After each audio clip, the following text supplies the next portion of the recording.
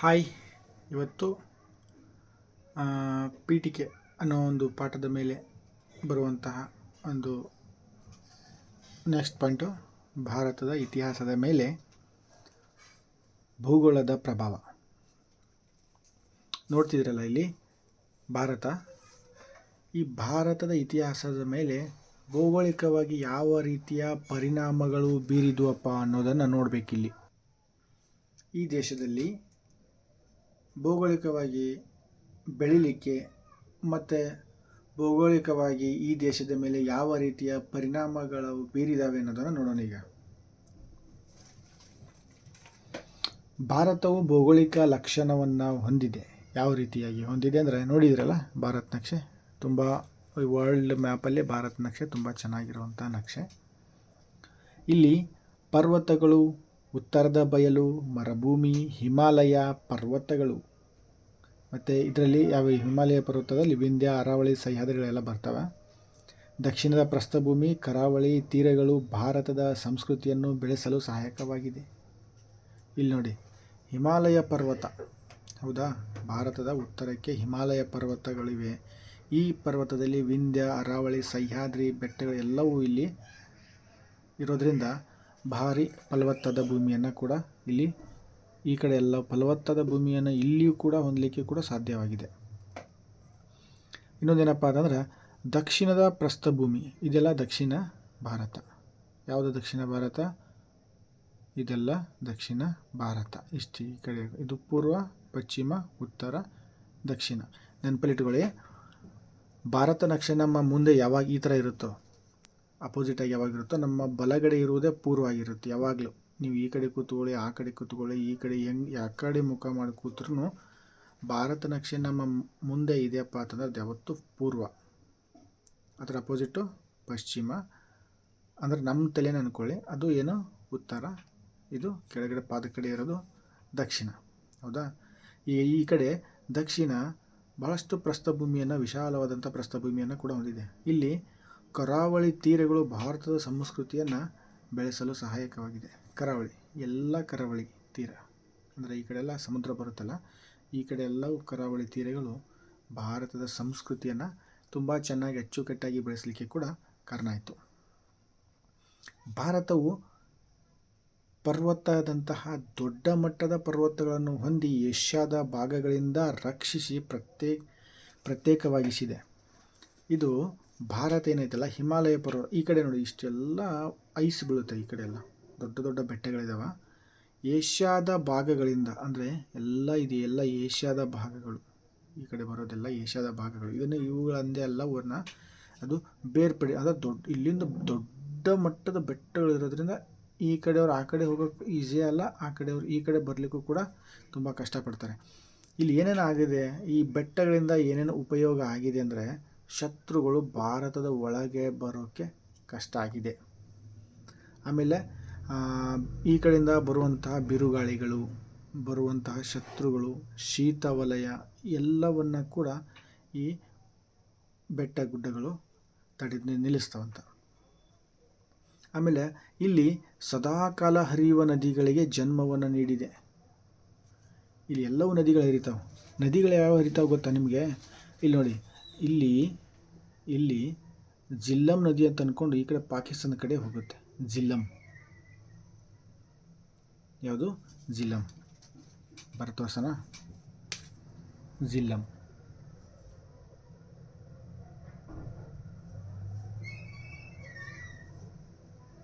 ಯಾವುದು?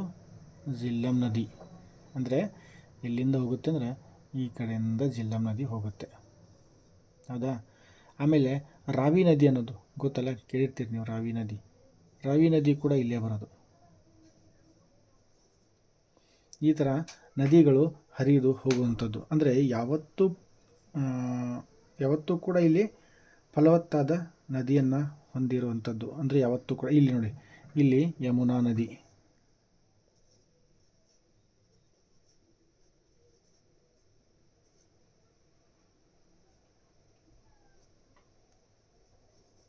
ಇಲ್ಲಿ ಯಮುನಾ ನದಿ ಬರುತ್ತೆ. ಆಮೇಲೆ ಈ ಕಡೆ ಗಂಗಾ ನದಿ ಹರಿಯುತ್ತೆ, ಸಿಕ್ಕಾಪಟ್ಟೆ ಚೆನ್ನಾಗಿ ಹರಿಯುತ್ತೆ ಗಂಗಾ ನದಿ. ಗಂಗಾ ನದಿಯಲ್ಲಿ ಬರುತ್ತೆಪ್ಪ ಅಂತಂದರೆ ಹಿಂಗೆ ಗಂಗಾ ನದಿ ಇಲ್ಲಿ ಈ ಕಡೆಯಿಂದ ಬಂದು ಇಲ್ಲಿ ಯಮುನನ್ನು ಸೇರಿ ಈ ಕಡೆ ಹಿಂಗೆಲ್ಲ ಹೋಗುತ್ತೆ. ಯಾವುದು ಗಂಗಾ ನದಿ. ಈ ಥರ ಅಂದರೆ ಯಾವತ್ತೂ 12 ತಿಂಗಳು ಕೂಡ ಹರಿಯುವಂಥ ನದಿಗಳಿವೆಲ್ಲ. ಹೌದಾ, ಇವೆಲ್ಲ 12 ತಿಂಗಳು ಹರಿಯುವಂಥ ನದಿಗಳು. ಇದರಿಂದ ಈ ಕಡೆ ಎಲ್ಲವೂ ಕೂಡ ಏನಾಗಿದೆ, ಫಲವತ್ತಾದ ಬೆಟ್ಟ ಗುಡ್ಡಗಳನ್ನು ಹೊಂದಿ, ಆಮೇಲೆ ಯಾವತ್ತು 12 ತಿಂಗಳ ನೀರುಗಳನ್ನು ಕೂಡ ಹೊಂದಿದೆ. ಆಮೇಲೆ ಇಲ್ಲಿಯೂ ಕೂಡ ಎಲ್ಲ ಬೆಟ್ಟ ಗುಡ್ಡಗಳೆಲ್ಲ ಬರ್ತಾವೆ. ಇದರಿಂದ ತುಂಬ ಚೆನ್ನಾಗಿ ಇಲ್ಲೆಲ್ಲ ನದಿಗಳು, ಗೋಮಾತೆ ಅಂತ ನದಿ ಬರುತ್ತೆ. ಸಾಕಷ್ಟು ಸಣ್ಣ ಪುಟ್ಟ ನದಿಗಳು ಬರ್ತಾವೆ. ನಮಗೇನು ಗೊತ್ತು, ಗಂಗಾ ನದಿ ಗೊತ್ತಿರಬೇಕು, ಯಮುನಾ ನದಿ ಗೊತ್ತಿರಬೇಕು. ಆಮೇಲೆ ಇದರಿಂದ ಮೂಲಕ ಆಮೇಲೆ ಇನ್ನೊಂದೇನು ಗೊತ್ತಾ ನಿಮಗೆ, ನರ್ಮದಾ ನದಿ ಭಾರತವನ್ನು ಇಬ್ಬಾಗ ಮಾಡುತ್ತಲ್ಲ ನರ್ಮದಾ ನದಿ. ಅಂದರೆ ಕರ್ಕಪಾರ ಅನ್ನೋ ಒಂದು ಪ್ಲೇಸ್ನಿಂದ, ಇಲ್ಲಿಂದ ಕರ್ಕಪಾರ ಅನ್ನೋದರಿಂದ ಅಂದರೆ ಒಂದು ರೇಂಜಲ್ಲಿ ಹೆಂಗೆ ಬರುತ್ತೆ ನರ್ಮದಾ ನದಿ ಅಂದರೆ ಈ ಥರ ಬಂದು ನಿಲ್ಲುತ್ತೆ ಸೀದಾ. ಉತ್ತರ ಭಾರತ ಮತ್ತು ದಕ್ಷಿಣ ಭಾರತ ಅನ್ನೋದನ್ನು ನರ್ಮದಾ ಭಾಗ ಮಾಡುವಂಥ ನದಿ. ಭಾಗ ಅಂದರೆ ಭಾಗಲ್ಲ, ನಾವು ಓದಲಿಕ್ಕೆ ಈಸಿ ಆಗಲಿ ಅಂತ. ಆಮೇಲೆ ಅರಾವಳಿ ಶ್ರೇಣಿಗಳಿಲ್ಲೆಲ್ಲ ಬರ್ತಾವೆ. ಅರಾವಳಿ ಶ್ರೇಣಿಗಳು, ಅರಾವಳಿ ಇದೆಲ್ಲ. ಆಮೇಲೆ ಮರುಭೂಮಿ ಅಂತ ಗೊತ್ತು ನಮಗೆ, ಎಲ್ಲಿ, ಥಾರ್ ಮರುಭೂಮಿ.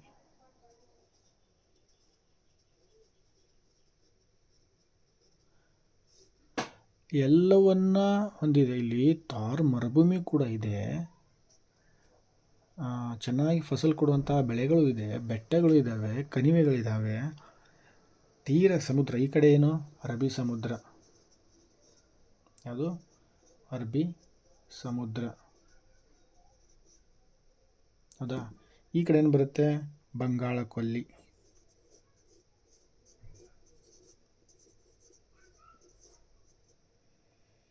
ಹಿಂದೂ ಮಹಾಸಾಗರ, ಈ ಕೆಳಗಡೆ ಹಿಂದೂ ಮಹಾಸಾಗರ.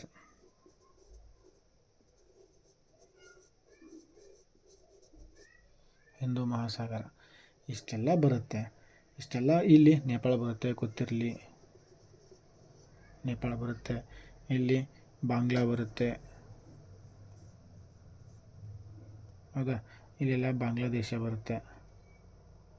ಆಮೇಲೆ ಈ ಕಡೆ ಪಾಕಿಸ್ತಾನ ಬರುತ್ತೆ. ಹೌದಾ. ಆಮೇಲೆ ಇಲ್ಲಿ ಭೂತಾನ್, ಈ ಕಡೆ ಚೀನಾ, ಆ ಕಡೆ ಈ ಕಡೆಯಿಂದ ಚೀನಾ ಬರುತ್ತೆ. ಇಷ್ಟೆಲ್ಲ ಗೊತ್ತಿರಲಿ. ಆಮೇಲೆ ಇಲ್ಲಿ ಕರ್ನಾಟಕದಲ್ಲಿ ಕೃಷ್ಣಾ ನದಿ, ಗಂಗಾ ನದಿ, ದೊಡ್ಡ ದೊಡ್ಡ ನದಿಗಳೆಲ್ಲ ಕೂಡ ಇಲ್ಲಿ ಮಂಗಳೂರಲ್ಲಿ ಬಂದರುಗಳು.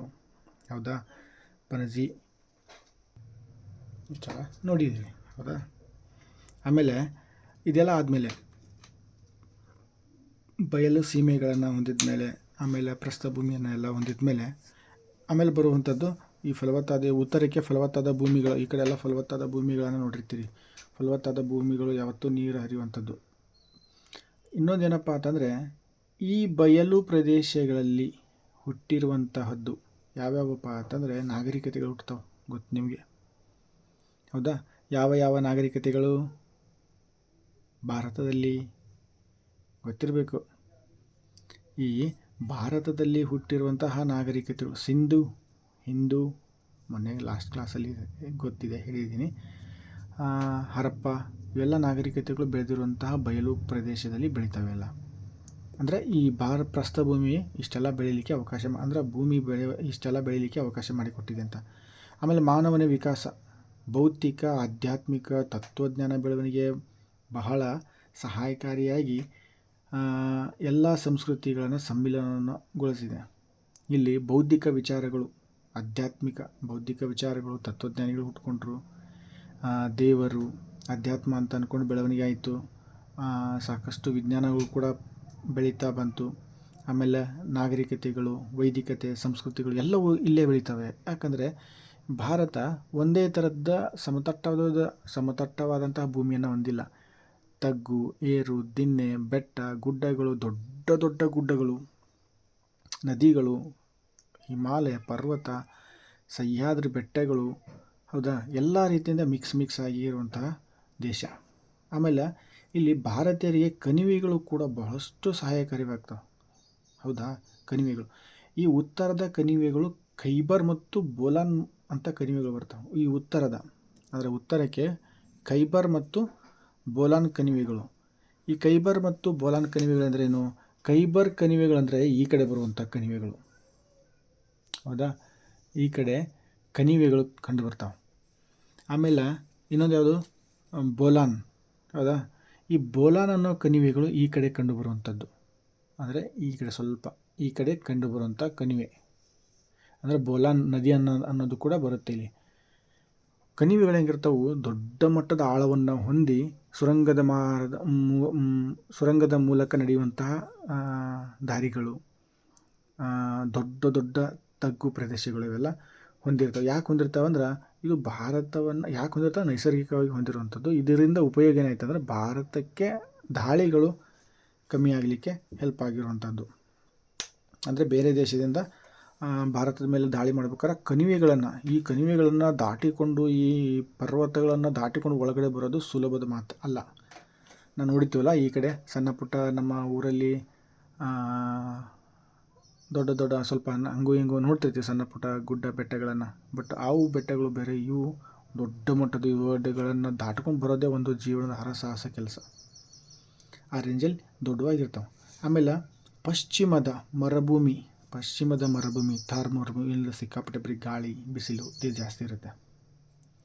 ದಟ್ಟ ಕಾಡುಗಳು ಜನರನ್ನು ಅತ್ಯಂತ ಪರಿಶ್ರಮಿ ಮತ್ತು ಯುದ್ಧ ಪ್ರಿಯರನ್ನಾಗಿ ಮಾಡೋದು. ಇಲ್ಲಿ ಪ್ಲೇಸ್ ಏನೈತಲ್ಲ ಭಾರತ, ಇಲ್ಲಿ ಮರುಭೂಮಿ ಐತಿ. ಈ ಕಡೆ ಎಲ್ಲ ನಿತ್ಯ ಹರಿದ್ವರ್ಣ ಕಾಡುಗಳು ಬರ್ತಾವೆ. ಈ ಕಡೆ ಎಲ್ಲ ಐಸ್ ಇರುತ್ತೆ, ಅಂದ್ರೆ ದೊಡ್ಡ ಬೆಟ್ಟಗಳು ಮತ್ತು ಯಾವತ್ತೂ ಐಸ್ ಬೀಳ್ತಾ ಇರುತ್ತೆ. ಆಮೇಲೆ ನದಿಗಳು, ಫಲವತ್ತಾದ ಭೂಮಿಗಳು, ಯಾವತ್ತೂ ಹರಿಯುವಂಥ ದೊಡ್ಡ ದೊಡ್ಡ ನದಿಗಳು, ಆಮೇಲೆ ಕಾಡುಗಳು, ಇವೆಲ್ಲ ಜನರನ್ನು ಏನು ಮಾಡಲಿಕ್ಕೆ ಹಚ್ತಂದಪ್ಪ ಅಂತಂದ್ರೆ ಕೆಲಸ ಮಾಡೋದು, ಪರಿಶ್ರಮ ಪಟ್ಟು ಮನುಷ್ಯರಿಗೆ ಆಸೆಯ ಮೂಲಕ ದುರಾಸೆಗಳು ಉಟ್ಕೊಂಡು. ಯಾಕೆ ದುರಾಸೆಗಳು ಉಟ್ಕೊಂಡು ಅಂದರೆ ಎಲ್ಲವೂ ನನಗೆ ಬೇಕು, ನನ್ನದು ಇದೆಲ್ಲ ತಂದ್ಕೊಂಡು ಯುದ್ಧ ಪ್ರಿಯರು ಕೂಡ ಇದರಿಂದ ಜನರು ಯುದ್ಧವನ್ನು ಮಾಡಲಿಕ್ಕೆ ಕೂಡ ಸ್ಟಾರ್ಟ್ ಮಾಡಿದ್ರು. ಯಾಕಂದ್ರೆ ನನಗೆ ಬೇಕು, ಇದು ಹಿಡಿತವನ್ನು ನನಗೆ ಬೇಕು ಅನ್ನೋದನ್ನು ಮಾಡ್ತಾ ಹೋದರು. ನೆಕ್ಸ್ಟು ದಕ್ಷಿಣದ ಸಮುದ್ರಗಳ ಒಂದು ಕಾಲದಲ್ಲಿ ತಡೆಗೋಡೆಗಳಾಗಿದ್ದವು. ದಕ್ಷಿಣದ ಸಮುದ್ರ ನೋಡ್ರಿ, ಅರಬ್ಬಿ ಸಮುದ್ರ, ಹಿಂದೂ ಮಹಾಸಾಗರ, ಬಂಗಾಳ ಕೊಲ್ಲಿ, ಇದೆಲ್ಲ ಸಮುದ್ರ. ಅಂದರೆ ಇದೆಲ್ಲ ಈ ಕಡೆಯಿಂದ ಇದೆಲ್ಲ ಸಮುದ್ರ. ಈ ಕಡೆಯಿಂದ ಬರುವವರು ಯಾರಿಲ್ಲ, ಬಂದರೆ ಈ ಕಡೆಯಿಂದನೇ ಬರಬೇಕು. ಶತ್ರುಗಳಾಗಲಿ ಅಥವಾ ಮಿತ್ರರಾಗಲಿ ಯಾರಾದ್ರಾಗಲಿ ಈ ಕಡೆಯಿಂದ, ಯಾಕಂದರೆ ಈ ಕಡೆ ಎಲ್ಲ ಭೂಮಿ ಇರೋದು, ಈ ಕಡೆ ಬರೀ ಸಮುದ್ರ ಇರೋದು, ಈ ಕಡೆಯಿಂದ ಬರೋದು ಕಮ್ಮಿ. ಹೀಗಾಗಿ ಇವು ಒಂದು ಕಾಲದಲ್ಲಿ ಮಾತ್ರ ಏನಾಗಿದ್ದು ತಡೆಗೋಡೆಗಳು. ಅಂದರೆ ಈ ಕಡೆ ಯಾರೂ ಹೋಗ್ತಾ ಇರಲಿಲ್ಲ, ಯಾರೂ ಬರ್ತಾ ಇರಲಿಲ್ಲ. ಯಾಕಂದರೆ ಈ ಕಡೆ ಅಂಥದವರೆಗೂ ಬಹುತೇಕ ನೀರು ಇರಬೇಕು ಅಂತ ಗೆಸ್ಸಿಂಗಲ್ಲಿದ್ದರು ಆವತ್ತಿನ ಟೆಕ್ನಾಲಜಿ ಕಂಡುಹಿಡಿಯೋಕ್ಕಿಂತ ಮುಂಚೆ ಎಲ್ಲ. ಹಾಗಾಗಿ ಈ ಕಡೆ ಇದು ಸಮುದ್ರಗಳ 3 ಸಮುದ್ರಗಳು ಕೂಡ ಏನಾಗಿತ್ತು? ತಡೆಗೋಡೆಗಳಾಗಿ ನಿಂತಿದ್ದು. ನಂತರದಲ್ಲಿ ಇದೇನಾಯ್ತಪ್ಪ ಅಂತಂದರೆ ಜಗತ್ತಿನ ಸಂಪರ್ಕಕ್ಕೆ ಮೂಲ ಬುನಾದಿಯೇ ಈ ನೀರಾಯಿತು, ಸಮುದ್ರ ಆಯಿತು. ಈ ಕಡೆಯಿಂದ ಬರೋರ ಸಂಖ್ಯೆ ಕಮ್ಮಿಯಾಗಿ ಕೊನೆಗೆ ಭಾರತಕ್ಕೆ ಇವೆಲ್ಲ ಜಲಮಾರ್ಗಗಳನ್ನು ಹಿಡ್ಕೊಂಡು ಬಂದು ಜಗತ್ತಿಗೆ ಸಂಪರ್ಕವನ್ನು ಕಲ್ಪಿಸಿಕೊಡುವಂತಹ ಕೆಲಸವನ್ನು ಈ 3 ಸಮುದ್ರಗಳು ಮಾಡ್ತಾವೆ. ಹೇಳಿದ್ನಲ್ಲ, ಈ ಬಂದರುಗಳು, ಈ ಮಂಗಳೂರು ಬಂದರು, ಆಮೇಲೆ ಈ ಕಡೆ ಚೆನ್ನೈ ಕಡೆ, ಆಮೇಲೆ ಪುಲಿಕಾಟ್ ಸರೋವರ ಅಂತರ ಇಲ್ಲಿ ಬರುತ್ತೆ. ಆಮೇಲೆ ಮಚಿಲಿಪಟ್ಟಣ ಅಂತ ಇಲ್ಲಿ ಬರುತ್ತೆ. ಆಮೇಲೆ ಯಾನಮ್ ಅಂತ ಅಂದ್ಕೊಂಡು ಇಲ್ಲಿ ಬರುತ್ತೆ.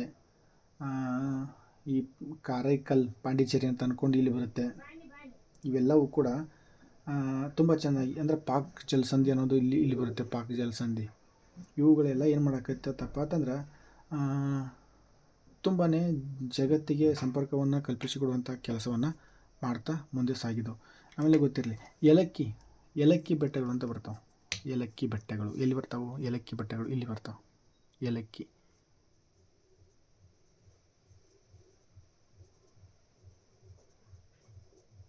ಏಲಕ್ಕಿ ಬೆಟ್ಟ ಅಂತ ಒಂಥರ ಚೆನ್ನಾಗಿದೆ ಅಲ್ಲ. ಈ ಥರ ಇರೋದರಿಂದ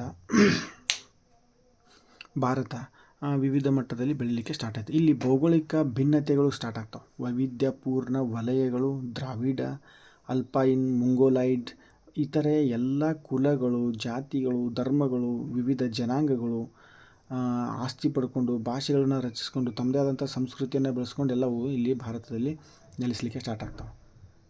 ವಿವಿಧ ಪೂರ್ಣ ವಲಯಗಳು ಈ ಆರ್ಯರು ದ್ರಾವಿಡರು ಅಂತ ಬರುತ್ತೆ.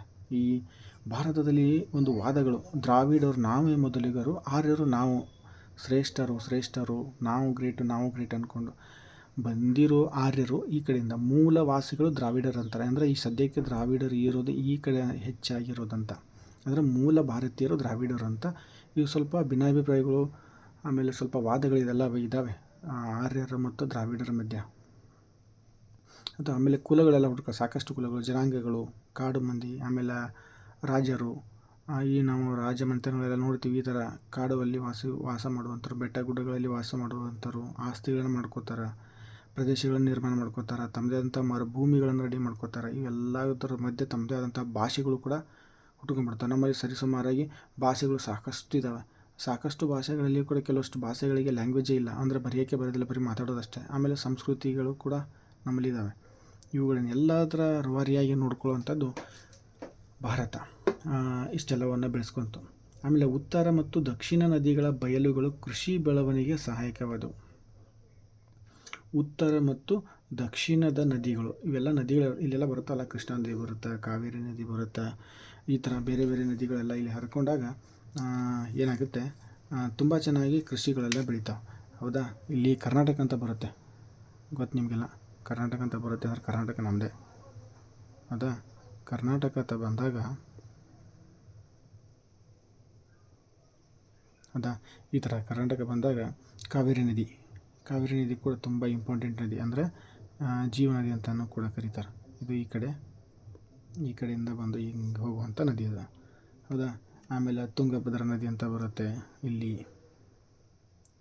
ಆಮೇಲೆ ನಾವು ನೋಡುವಂತಹ ಕೃಷ್ಣಾ ನದಿ ಕರ್ನಾಟಕದ ಉದ್ದವಾದ ನದಿ. ಹೌದಾ. ಇದು ಕೂಡ ಬಂದು ಈ ಥರ ಬಂದು ಹೋಗುತ್ತೆ. ಆಮೇಲೆ ಈ ಕಡೆ ಭೀಮಾ ನದಿ. ಹೌದಾ. ಭೀಮಾ ನದಿ ಕೂಡ ಬರುತ್ತೆ ಕರ್ನಾಟಕದಲ್ಲಿ ಈ ಕಡೆ.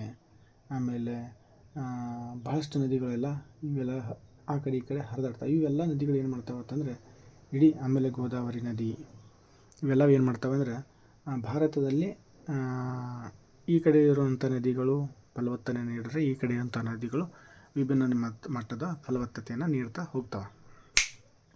ಇದರಿಂದಾಗಿ ಭಾರತ ವಿಭಿನ್ನವಾಗಿ ಬೆಳೀಲಿಕ್ಕೆ ಸ್ಟಾರ್ಟ್ ಆಗುತ್ತೆ. ಅನೇಕ ರಾಜವಂಶಗಳು ಬೆಳೀತವೆ ಇಲ್ಲೆಲ್ಲ. ಏಳು ಬೀಳಿನ ಮಧ್ಯ ಧಾರ್ಮಿಕ, ಸಂಸ್ಕೃತಿ ಹಾಗೂ ವಾಣಿಜ್ಯ ಕೇಂದ್ರಗಳ ಬೆಳವಣಿಗೆಯ ಮೇಲೆ ಪ್ರಭಾವವನ್ನು ಬೀರಿವೆ. ಅನೇಕ ವಂಶಸ್ಥರು, ನಾವು ಕರ್ನಾಟಕ ಇತಿಹಾಸವನ್ನು ನೋಡಬೇಕಾದ್ರೆ, ಭಾರತದ ಇತಿಹಾಸವನ್ನು ನೋಡಬೇಕಾದ್ರೆ ಕೆಲವಷ್ಟು ಮನೆತನಗಳು, ರಾಜ ಮನೆತನಗಳು ಹಂಗೆ ಹುಟ್ಟಿದವು, ಈ ಥರ ಹುಟ್ಟಿದವು ಅನ್ನೋದನ್ನು ನೋಡ್ತೀವಿ. ಈ ಏಳು ಬೀಳುಗಳ ಮಧ್ಯದಲ್ಲಿ ತಮ್ಮದೇ ಆದಂಥ ಧಾರ್ಮಿಕ ಧರ್ಮವನ್ನು ಸ್ಥಾಪನೆ ಮಾಡಿಕೊಂಡು, ತಮ್ಮದೇ ಆದಂಥ ವಿಭಿನ್ನವಾದ ಸಂಸ್ಕೃತಿಯನ್ನು ಬೆಳೆಸ್ಕೊಂಡು, ವಾಣಿಜ್ಯ ಕೇಂದ್ರಗಳನ್ನು ಬೆಳೆಸ್ಕೊಂಡು, ತಮ್ಮದೇ ಆದಂಥ ಪ್ರಭಾವಶಾಲಿ ಆಡಳಿತವನ್ನು ಇಡೀ ಭಾರತದಲ್ಲಿ ನಡೆಸ್ಕೊಂಡು ಹೋಗ್ತಾವೆ. ಹೌದಾ. ಇಲ್ಲಿ ಖನಿಜ ಸಂಪತ್ತುಗಳು, ಈ ಎಂಟರ್ ಭಾರತ ಖನಿಜ ಸಂಪತ್ತುಗಳು ಸಾಕಷ್ಟು ಮಟ್ಟದಲ್ಲಿ ಇತಿಹಾಸವನ್ನು ಓದಬೇಕಾದ್ರೆ ನೋಡ್ತೀವಿ. ಬಂಡೆಗಳು, ಅರಮನೆಗಳು, ಕೋಟೆಗಳು, ಮರಳು ಗಲ್ಲುಗಳು, ಗ್ರಾನೈಟ್, ಅಮೃತಶಿಲೆ, ಆಮೇಲೆ ಈ ಶಿಲೆಗಳ ಮೇಲೆ ಕೆತ್ತಿರುವಂತಹ ಬಂಡೆಗಳು, ಮೂರ್ತಿ ಕಲ್ಲುಗಳು, ಗುಹಾಂತರ ದೇವಾಲಯಗಳು ಎಲ್ಲವನ್ನು ನೋಡ್ತೀವಿ. ಈ ಶಾಸನಗಳನ್ನು ದೊಡ್ಡ ದೊಡ್ಡ ಬಂಡೆಗಳಲ್ಲಿ ಮೇಲೆ ಬರೆದಿರುವಂಥ ನೋಡ್ತೀವಿ. ಅರಮನೆಗಳನ್ನು ನೋಡ್ತೀವಿ. ನೆನಪಲ್ಲಿ ಇಟ್ಕೊರಿ, ಅರಮನೆಗಳು ಸಾಕಷ್ಟು ಆ ಕಡೆ ಈ ಕಡೆ ನೋಡ್ತೀವಿ, ಎಲ್ಲ ಕಡೆ ನೋಡ್ತೀವಿ. ಎಲ್ಲ ರಾಜ ಮನೆತನದ ಅರಮನೆಗಳನ್ನು ನೋಡ್ತೀವಿ. ವಿಜಯನಗರ ಸಾಮ್ರಾಜ್ಯದ ಅರಮನೆ ಎಲ್ಲಿತ್ತು, ಹೇಗಿತ್ತು ಅನ್ನೋದು ಈಗೂ ಕೂಡ ಒಂಥರ ಏನಾಗಿದೆ ಅಂದರೆ ಕಣ್ಣು ರೆಪ್ಪೆಯ ಮೇಲೆ ಇರುವಂತಹ ಒಂದು ಕಥೆ ಅಂತಾಗಿದೆ. ಯಾಕಂದರೆ ಗೋಚರವಾಗಿ ನೋಡ್ತೀವಿ. ವಿಜಯನಗರ ಸಾಮ್ರಾಜ್ಯ ದೊಡ್ಡ ಮಟ್ಟದ ಸಾಮ್ರಾಜ್ಯ, ಸೂಪರ್ ಸಾಮ್ರಾಜ್ಯ, ಇಡೀ ಜಗತ್ತಲ್ಲಿ ಅದ್ಭುತವಾದಂಥ ಸಾಮ್ರಾಜ್ಯ, ಭಾಳ ಸಂಪತ್ತನ್ನು ಹೊಂದಿತ್ತು, ಲಕ್ಷಾಂತರ ಸೈನಿಕರನ್ನು ಹೊಂದಿತ್ತು, ಬಲಿಷ್ಠ ಸಾಮ್ರಾಜ್ಯ. ಯಾರನ್ನು ಕೂಡ ಬಿಡ್ತಿರಲಿಲ್ಲ, ಅಷ್ಟೊಂದು ಸೋಲಿಸುವಂತಹ ದೊಡ್ಡ ಸಾಮ್ರಾಜ್ಯ. ಸರಿ, ರಾಜ ಅರಮನೆ ಎಲ್ಲಿತ್ತು ಅನ್ನೋದು ಒಂದು ಕೂಡ ವಿಭಿನ್ನವಾಗಿ ನಿಂತಿರುವಂಥದ್ದು. ಆಮೇಲೆ ಮರಳು ಗಲ್ಲು, ಈ ಗಟ್ಟಿ ಮಣ್ಣಿಂದ ಕೂಡಿರುವಂತಹ ಕಟ್ಟಡಗಳಿದ್ದಾವೆ, ಮಣ್ಣಿನಿಂದ ತಯಾರು ಮಾಡಿದಂತಹ ಮನೆಗಳು. ಆಮೇಲೆ ಗ್ರಾನೈಟ್ ಗೊತ್ತಲ್ಲ, ಆ ಗ್ರಾನೈಟ್ ಕಲ್ಲುಗಳನ್ನು ಬಳಸಿ, ಅಮೃತಶಿಲೆ ಕಲ್ಲುಗಳನ್ನು ಬಳಸಿ, ಅಮೃತಶಿಲೆ ಅಂದರೆ ಇಲ್ಲಿ ತಾಜ್ ಮಹಲ್ ಬರುತ್ತಲ್ಲ, ತಾಜ್ ಮಹಲ್ ಅಮೃತಶಿಲೆ ಕಲ್ಲುಗಳಿಂದನೇ ಮಾಡಿರೋದು. ಈ ಬಂಡೆಗಳು, ಶಿಲೆಗಳು, ಆಮೇಲೆ ಮೂರ್ತಿಗಳು, ಬೇಲೂರು, ಹಳೆಬೀಡು ಇಂಥೆಲ್ಲ ನೋಡ್ತೀವಲ್ಲ. ಆಮೇಲೆ ಗುಹೆಂತ ದೇವಾಲಯಗಳು, ಅಜಂತ ಎಲ್ಲೋರ ಅಂತ ಗೊತ್ತಿರುತ್ತೆ ನಿಮಗೆ. ಅಜಂತ ಎಲ್ಲೋರ ಎಷ್ಟು ಮಸ್ತಿದೆ ಅಂದರೆ, ಯಾರಾದರೂ ನೋಡಿರ್ತೀರಿ, ಬಾದಾಮಿಯಲ್ಲಿ ಇರುವಂತಹ ಗುಹಾಂತರ ದೇವಾಲಯಗಳು. ಹೌದಾ, ಬಾದಾಮಿಯಲ್ಲಿ ದೊಡ್ಡ ಬೆಟ್ಟಗಳನ್ನು ಕೊರೆದು ಒಳಗಡೆ ಹೋಗಿದಾರ. ಯಾರಿಗಾದ್ರೂ ನೋಡಿದರೆ ಕಲ್ಪನೆ ಇರುತ್ತೆ, ಗುಡ್ಡ ಬೆಟ್ಟಗಳನ್ನು ಕೊರೆದುಕೊಂಡು ಒಳಗಡೆ ಹೋಗಿದಾರ. ಆದರೆ ಯಾವಪ್ಪ ಅಂತ ಗುಹಾಂತರ ದೇವಾಲಯ, ಅಜಂತ ಎಲ್ಲೋರ ದೇವಾಲಯಗಳು ಬೆಟ್ಟ ಗುಡ್ಡಗಳನ್ನು ಈ ಥರ ಸೀಳ್ಕೊಂಡು ಕೆಳಗಡೆ ಹೋಗಿದ್ದಾರೆ. ಅಂದರೆ ಅಂಡರ್ಗ್ರೌಂಡಲ್ಲಿ ಕೂಡ, ಅಂದರೆ ಒಂದೇ ಕಲ್ಲುಗಳಲ್ಲಿ ದೊಡ್ಡ ಬೆಟ್ಟವನ್ನು ಕೊರೆದು ಕೆಳಗಡೆ ಹೋಗಿ ದೇವಾಲಯಗಳನ್ನು ಸೃಷ್ಟಿ ಮಾಡಿರುವಂಥ ಅದ್ಭುತಗಳು. ಜಗತ್ತಿನ ಅದ್ಭುತ ಪಟ್ಟಿಗೆ ಸೇರಿರುವಂಥ ಎಲ್ಲ ಪ್ಲೇಸ್ಗಳಿಲ್ಲ. ಆಮೇಲೆ ಇಲ್ಲಿ ಖನಿಜ ಸಂಪತ್ತುಗಳು, ಸಾಕಷ್ಟು ಖನಿಜ ಸಂಪತ್ತುಗಳು ಸಿಗ್ತಾವೆ. ಖನಿಜ ಸಂಪತ್ತು, ಬಂಡೆಗಳದಾವು, ಅರಮನೆಗಳು, ಕೋಟೆಗಳು, ಗ್ರಾಂಟ್ಗಳು ಎಲ್ಲ ನೋಡಿದ್ದೀವಿ. ಹೌದಲ್ಲ, ಅಮೃತ ಶಿಲೆಗಳು ಇವೆಲ್ಲಗಳನ್ನು ನೋಡಿದ್ವಿ. ಗುಹಾಂತರ ದೇವಾಲಯಗಳನ್ನು ಕೂಡ ನೋಡಿದ್ವಿ. ಇಲ್ಲಿ ಇನ್ನೊಂದು ಇಂಪಾರ್ಟೆಂಟ್ ಏನಪ್ಪ ಅಂತಂದರೆ ಹವಾಮಾನ. ಇಲ್ಲಿ ಯಾವ ಥರ ಹವಾಮಾನ ಇದೆ ಅಂದರೆ, ಮಳೆಗಾಲ ಇದೆ, ಚಳಿಗಾಲ ಇದೆ, ಬೇಸಿಗೆಗಾಲ ಇದೆ. 3 ವಾತಾವರಣವನ್ನು ಕೂಡ ಭಾರತ ಹೊಂದಿದೆ. ಕೆಲವೊಂದು ಕಡೆ ಬೇಸಿಗೆಗಾಲ ಬರೋದೇ ಇಲ್ಲ, ಕೆಲವೊಂದು ಕಡೆ ಮಳೆಗಾಲನೇ ಇರೋದಿಲ್ಲ, ಚಳಿಗಾಲ ಅಂದರೆ ಗೊತ್ತೇ ಇರೋದಿಲ್ಲ ಅಂದಂಥ ಪ್ಲೇಸು. ಬಟ್ ಭಾರತ 3 ವರ್ತಮಾನವನ್ನು ಕೂಡ ಹೊಂದಿ ವೈವಿಧ್ಯಮಯವಾದಂಥ ತನ್ನದೇ ಆದಂಥ ವಿಭಿನ್ನ ಶೈಲಿಯಲ್ಲಿ ಬೆಳೀತಾ ಇದೆ. ಇಲ್ಲಿ ಕೃಷಿ, ಮರ, ಸಸ್ಯ, ಪ್ರಾಣಿ ವರ್ಗ, ಹೀಗೆ ಹಿಮಾಲಯ, ಮರುಭೂಮಿ ಎಲ್ಲ ಒಂದಕ್ಕೊಂದು ವಿಭಿನ್ನವಾಗಿ ಬೆಳೆದಿರುವಂಥ ದೇಶ ನಮ್ಮದು. ಇಲ್ಲಿ ಇಷ್ಟೆಲ್ಲ ಇರಬೇಕಾದ್ರೆ ಹವಾಮಾನ, ಮಳೆ, ಆಮೇಲೆ ಕೃಷಿ ಇವೆಲ್ಲವೂ ಒಂದಕ್ಕೊಂದು ಸರಿಸಮಾನವಾಗಿ ಹೊಂದಿರುವಂಥದ್ದು. ಮಳೆಗಾಲದಲ್ಲಿ ಮಳೆ ಆಗುತ್ತೆ. ಆ ಮಳೆಗಾಲದಲ್ಲಿ ಮಳೆ ಆದಂತಹ ಮಳೆ ನೀರನ್ನು ನಾವು 2 ತಿಂಗಳು ಅಂದರೆ ಉಳಿದಂತಹ 2 ಬೇಸಿಗೆ ಕಾಲ ಮತ್ತು ಚಳಿಗಾಲ ಉಳಿಯುತ್ತಲ್ಲ, ಈ 2 ವರ್ತಮಾನದಲ್ಲಿ ಕೂಡ ನಾವು ಏನು ಮಾಡ್ತೀವಿ, ಆ ನೀರನ್ನು ಬಳಸ್ಕೊಂಡು ಬಿಡ್ತೀವಿ. ಆಮೇಲೆ ಬೇಸಿಗೆಯಲ್ಲಿ ಕೂಡ ನೀರನ್ನು ಬಳಕೆ ಮಾಡ್ತೀವಿ. ಯಾವತ್ತೂ ಹರಿಯುವಂಥ ನದಿಗಳಿರ್ತವೆ. ಇದರಿಂದ ತುಂಬ ಚೆನ್ನಾಗಿ ಭಾರತ ಹೊಂದಿದೆ. ಭಾರತ ಉಷ್ಣವಲಯದಲ್ಲಿ ಕಂಡುಬರುವುದರಿಂದ ಭಾರತ ಮನುಷ್ಯನ ಸರ್ವಾಂಗೀಣ ಅಭಿವೃದ್ಧಿಗೆ ಸಹಾಯಕವಾಗಿದೆ. ಭಾರತ ಎಲ್ಲಿ ಕಂಡುಬರುತ್ತೆ? ಉಷ್ಣವಲಯದಲ್ಲಿ ಕಂಡುಬರುವಂತಹ ಒಂದು ದೇಶ. ಯಾವ ಥರ ಅಂದರೆ, ಇಡೀ ಭೂಮಿಯಲ್ಲಿ, ನಾನು ಮೊನ್ನೆ ತೋರಿಸಿದ್ದೀನಿ, ಇಡೀ ಭೂಮಿಯಲ್ಲಿ ಉಷ್ಣವಲಯದಲ್ಲಿ ಅಂದರೆ ಭೂಮಿಯ ಮಧ್ಯಭಾಗದಲ್ಲಿ ಒಂದು ಸ್ವಲ್ಪ ಉತ್ತರಕ್ಕೆ ಕಂಡುಬರುವಂತಹ ಭೂಮಿ ಇದು ಉಷ್ಣವಲಯದಲ್ಲಿ ಕಂಡುಬರುವುದರಿಂದ ಇಲ್ಲಿ ಎಲ್ಲ ರೀತಿಯ ಅಭಿವೃದ್ಧಿಯನ್ನು ಸಾಧಿಸಲಿಕ್ಕೆ ಸಹಾಯಕವಾಗಿ ಈ ಭಾರತ ಕೆಲಸವನ್ನು ಮಾಡುತ್ತೆ. ಇನ್ನೂ ವಿಭಿನ್ನವಾಗಿ ನೋಡ್ಬೋದು, ನಾವು ಸಾಕಷ್ಟು ಮಟ್ಟದಲ್ಲಿ ನೋಡ್ತೀವಿ. ಯಾವ ರೀತಿ ನೋಡ್ತೀವಿ ಅಂದರೆ, ಭಾರತ ಒಂದು ಯಾವ ದೇಶಕ್ಕೂ ಕಮ್ಮಿ ಇಲ್ಲಪ್ಪ ಅನ್ನೋ ಲೆಕ್ಕದಲ್ಲಿ ನಾವು ನೋಡ್ತೀವಿ. ಹಾಗಾಗಿ ಇವು ಕೂಡ ತುಂಬ ಇಂಪಾರ್ಟೆಂಟ್ ಆದಂತಹ. ಆಮೇಲೆ ಗೊತ್ತಿರಲಿ, ಈ ಬ್ರಹ್ಮಪುತ್ರ ನದಿ, ಹೌದಾ, ಬ್ರಹ್ಮಪುತ್ರ